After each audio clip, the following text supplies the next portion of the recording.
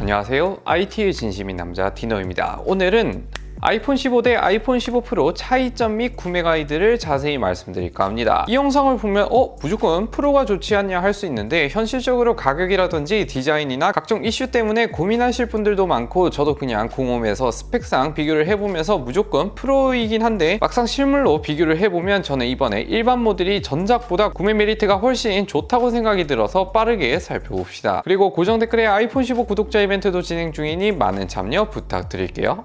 일단 디자인과 색상부터 보면 제가 가지고 있는 건 아이폰 15 블루, 아이폰 15 프로 내추럴 티타늄이긴 한데, 우선 색상은 개인 취향이긴 하지만 저는 프로보단 일반 쪽이 굉장히 잘 나왔다 생각이 되더라고요. 그동안 후면 무광은 프로만 써왔던 게 이번에 일반에도 무광이 적용이 됐는데, 단순히 무광이 된 게 아니라 컬러 인퓨즈가 들어가면서 코팅을 넣은 게 아닌 아예 생유리가 들어간 느낌이라 보시면 됩니다. 그래서 원래 이런 색이었나 싶을 정도로 높은 퀄리티를 보여줘요. 여기에 파스텔톤 컬러 시리즈로 내놓으니까 요즘 사라진 아이폰 감성도 다시 부활한 거 아닌가 싶을 정도로 컬러들이 너무나 잘 나온 것 같더라고요. 그에 비해 아이폰 15 프로는 이번에 옆면 테두리가 유광 스테인리스에서 무광 티타늄으로 바뀌면서 프로 특유의 고급스러움이 사라져서 별로다, 언피폼의 알루미늄처럼 보이기 때문에 아쉽다는 평이 상당하긴 해요. 그리고 색상도 뭔가 전체적으로 흑백 컬러 느낌이라 다소 특별한 컬러도 없고, 내추럴도 제가 생각했던 것보다는 좀 뭐랄까 애매하다 해야 되나? 새로 나와서 좋긴 한데 그레이와 갈색이 다소 진하게 느껴지는 오묘한 느낌이 들었습니다. 전체적으로 프로는 좀 더 차분하게 바뀐 느낌이고, 일반에 확실히 컬러는 역대급으로 나왔다. 실물로도 봤지만 너무나 갖고 싶은 색상이었습니다. 폼팩터는 둘 다 90도 각진 프레임이 아닌 라운딩이 적용된 프레임으로 바뀌었죠. 그래서 잡았을 때 그립감이 모서리 부분이 덜 느껴지다 보니 좀 더 잡기 편해진 느낌이 있긴 해요. 그리고 무게도 일반이 좀 더 가볍긴 한데 생폰 기준으로 체감상 거의 비슷하게 느껴졌습니다. 그래도 프로는 전작까지는 무거웠는데 이번에 20g 정도 줄어들면서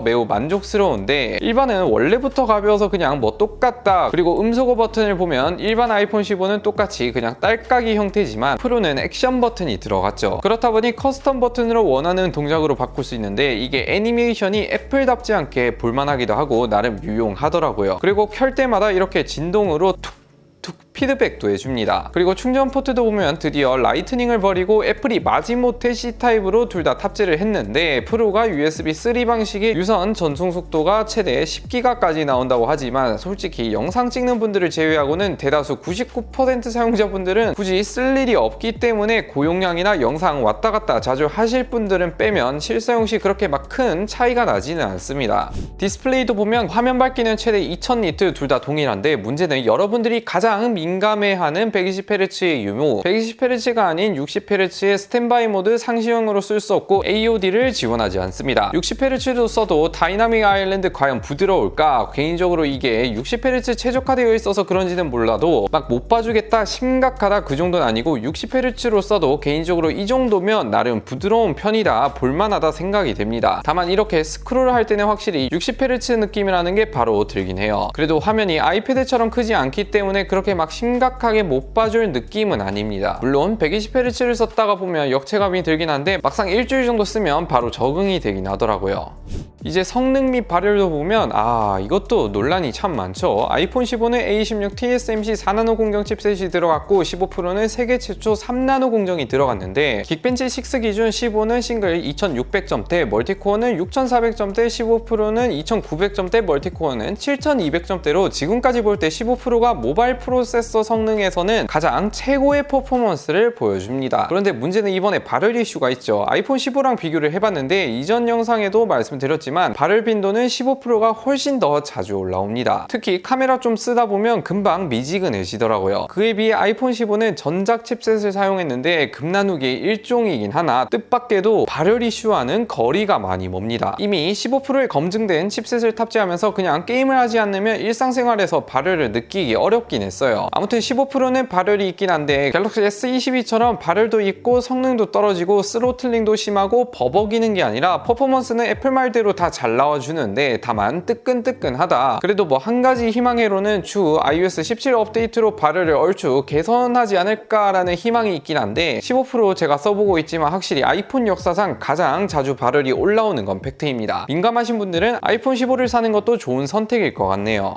카메라도 보면 요즘 워낙에 상향 평준화가 돼서 핵심 부분만 간단하게 알려드리자면 아이폰 15도 이제 무손실 2배 줌을 사용할 수 있어서 일반에 아쉬웠던 점이 많이 개선이 되었습니다. 디지털 줌이 일종이긴 하나 그래도 뭐 따로 나와 있어서 흡사 프로를 쓰는 느낌? 거의 아이폰 12 프로랑 똑같은 배율 구조입니다. 15 프로는 여기에 망원 3배 줌도 지원하고 프로만의 DSLR 카메라 화각도 지원해서 1.2배 줌, 1.5배 줌까지 세부적으로 찍을 수도 있어요. 개인적으로 프로가 좀 더 다양한 화각을 지원하나 일반도 그렇게 막 부족하다는 느낌은 없었어요. 그 외에도 일반 아이폰 15는 접사 촬영을 지원하지 않고 야간 모드 인물 사진은 촬영이 안 되지만 15 프로와 똑같이 인물 사진 촬영 후 초점을 편집을 통해 바로 바꿀 수 있는 옵션을 제공합니다. 이거는 아이폰 15 프로도 지원하지 않는 기능이에요. 야간 사진도 보면 이번에 플레어 현상을 프로 쪽만 개선이 이루어졌다고 했는데 열심히 서로 찍어보고 비교를 해보니 확실히 프로 쪽이 좀 더 연하게 고스트 현상이 표시된 모습을 볼 수 있었습니다. 개선이 됐다고 하는데 솔직히 이 정도면 거의 뭐 미미한 정도? 그래도 고스트 현상은 15 프로가 덜한 건 팩트고 야간 사진도 요즘은 극한의 저조도가 아니라면 서로 비슷하게 나오는 모습을 보여줬습니다.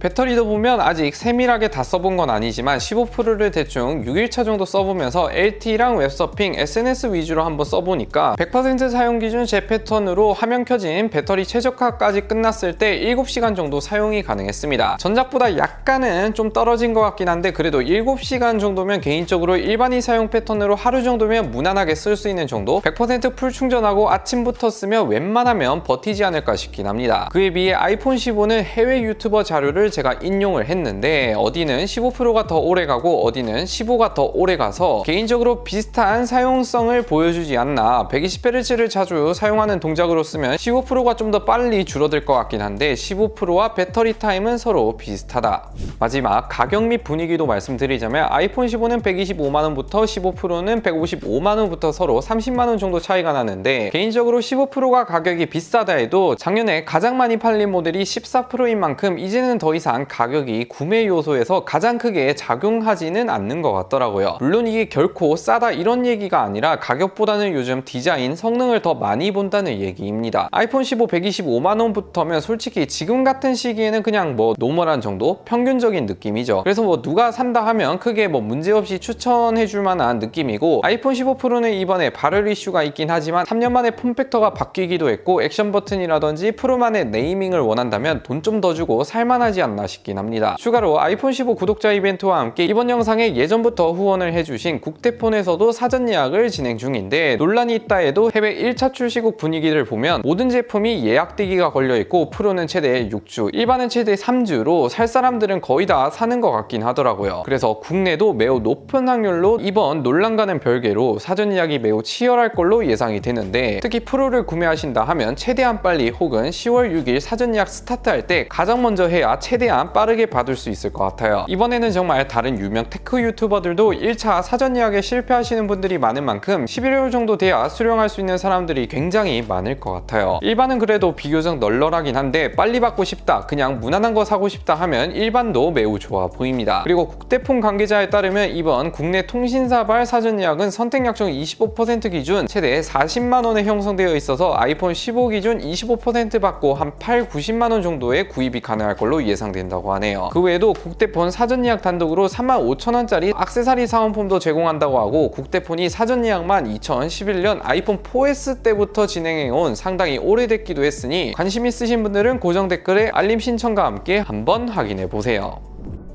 이렇게 아이폰 15 대 아이폰 15 프로 비교 분석을 해봤는데 개인적으로 전작은 무조건 15 프로가 가장 좋아 보였지만 이번 시리즈는 조금 고민되긴 하죠. 적당하게 부담스럽지 않는 가격선에서 이쁜 디자인을 원한다 하면 아이폰 15가 맞고 프로라는 네이밍이나 스펙, 성능 가장 좋은 걸 쓰고 싶다 하면 15 프로가 더 좋지 않을까. 그리고 발열 때문에 뭐 고민된다 해도 지금 1차 출시국들 분위기를 보면 살 사람들은 거의 다 사는 느낌이라 제가 막 사지 말라 이 정도까지는 아닌 것 같습니다. 아무튼 뭐 10월 6일 사전 예약하니 꼭 성공하시길 바라며 마지막으로 고정 댓글에 아이폰 15 구독자 이벤트도 많은 참여 부탁드립니다. 안녕히 계세요.